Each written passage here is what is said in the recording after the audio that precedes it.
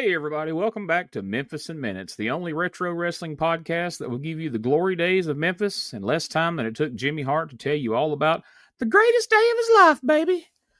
I'm Gene Jackson here, and we're starting a brand new series on 1982. And folks, this wasn't just a good year. This was the year in Memphis wrestling. Ask Jerry Jarrett, ask Dutch Mantell, ask any fan who lived it. They will tell you Memphis wrestling hits its peak in 1982. And it's all kicked off in January with a stacked roster. We've got the tag team of Nightmare and Speed. First up, let's talk about them. Danny Davis and Ken Wayne, two masked guys who weren't giants, but could fly around the ring like they had rockets on their boots. Memphis wasn't exactly loaded with luchadors, so these two stood out among the pack. And, of course, eventually Speed would also become a Nightmare, and we'd get the Masked Nightmares tag team that many of you, I'm sure, are much more familiar with than the duo of Nightmare and Speed. But they were out there having tremendous matches with the tag champs, Bill Dundee and Steve Kern.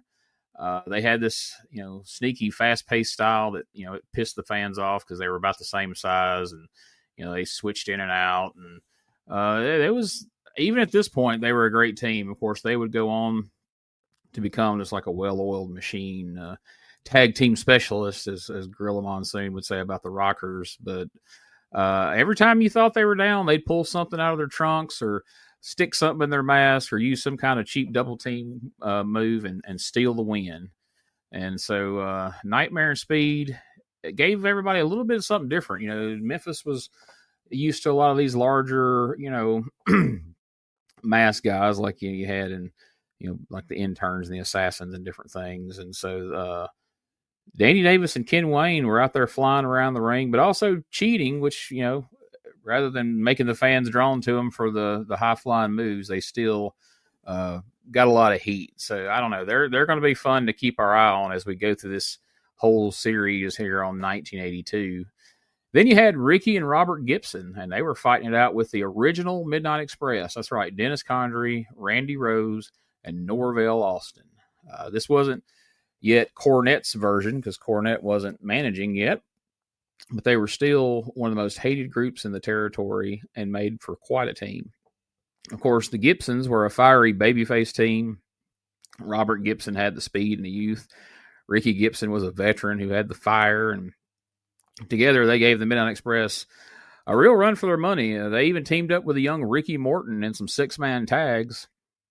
Yeah, that Ricky Morton. Not yet the Rock and Roll Express, but if you'd already see, he was a future star, and it wasn't going to be that far down the road. And ironically, he would be doing it with one of the Gibsons.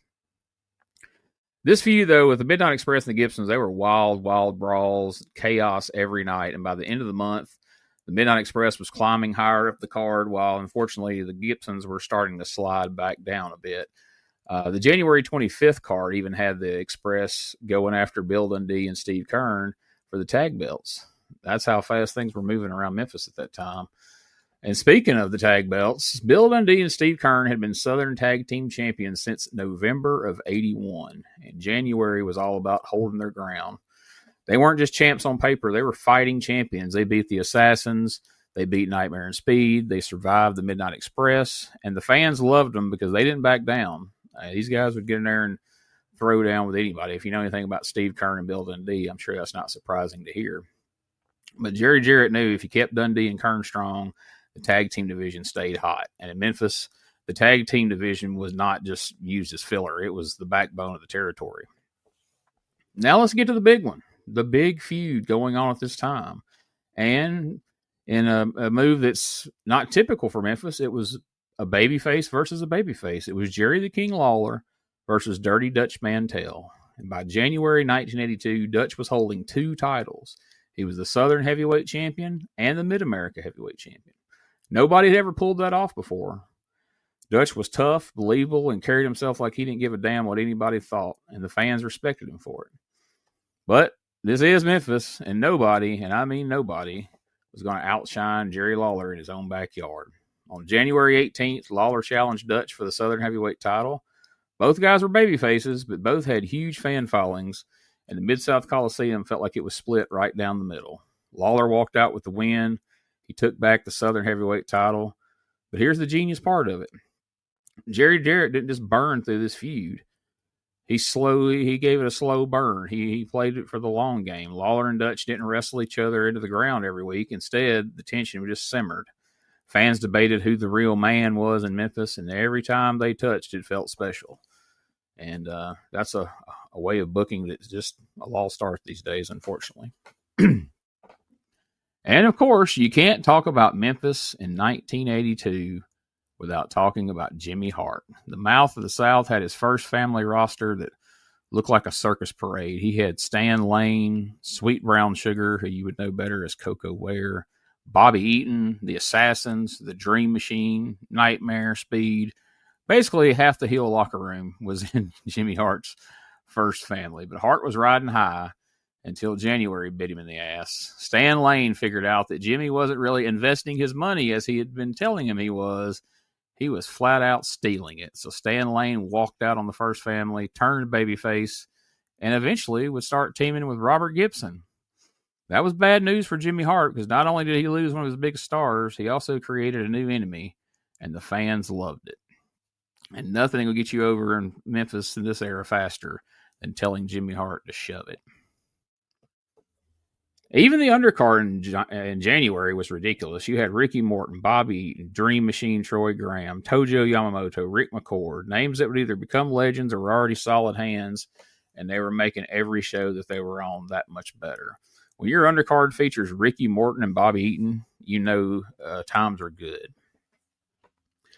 And here's the kicker. Memphis ran 34 shows in 31 days in January. Let that sink in. These guys weren't flying first class to TV tapings once a week.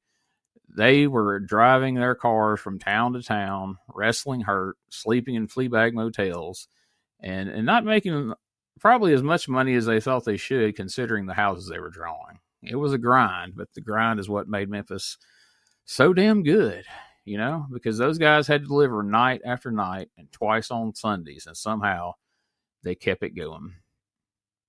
So, to wrap up, January gave us Nightmare and Speed, stirring up the tag division. The Gibsons battling the Midnight Express with a young Ricky Morton in the mix. Bill Dundee and Steve Kern holding strong as the tag team champions. Jerry Lawler versus Dutch Mantell splitting the crowd at the Mid-South Coliseum. Jimmy Hart losing Stan Lane and gaining a new enemy. And an undercard stack with talent that would shape wrestling for the next decade. All in 1 month. That's why 1982 gets called the glory year. Memphis was hot. The stories were striking a chord with the fans, and the territory was loaded with talent from the top of the card to the very bottom. And guess what? This is just the beginning. February was waiting with bounty hunters, betrayals, and even more Jimmy Hart chaos. So make sure you join me so I can tell you all about it on the next Memphis in Minutes with Gene Jackson. And also, if you don't mind, I would love for you to check out the new book that I just finished along with Wolfie D. It's his life story, A Tale of Two Wolves. And you can find that right now at tinyurl.com/WolfieDbook. Wolfie's got a very interesting story in and out of the ring. I had such a great time helping him write this book, and I know he's really proud of it. I'm proud to have been a part of it. And it's something, if you're a Memphis fan, especially from that USWA era, you definitely want to check it out. And of course, PG-13, they were not only Memphis guys, but they were in the WWF, they were in WCW, they were in ECW. Wolfie went on to be Slash and OVW, TNA. So much to talk about there. So many great stories. And I thought I knew a lot about Wolfie's career. But along with the inside of the ring stuff, but especially with a lot of the outside of the ring stuff and all the wild stories, I learned so much about Wolfie, and I think you will too. So make sure you check that out. It's a good one. At tinyurl.com/WolfieDbook. And of course, you can always check out my weekly USWA review show at uswapodcast.com. And of course, that's the Retro Wrestling Review USWA podcast. as well as my weekly podcast with Dangerous Doug Gilbert and Wildfire Tommy Rich, entitled Dangerous Conversations with Doug Gilbert and Tommy Rich. And you can find that at DougGilbertPodcast.com. And again, thank you for joining us for another episode of Memphis in Minutes. We'll be back soon with more from 1982.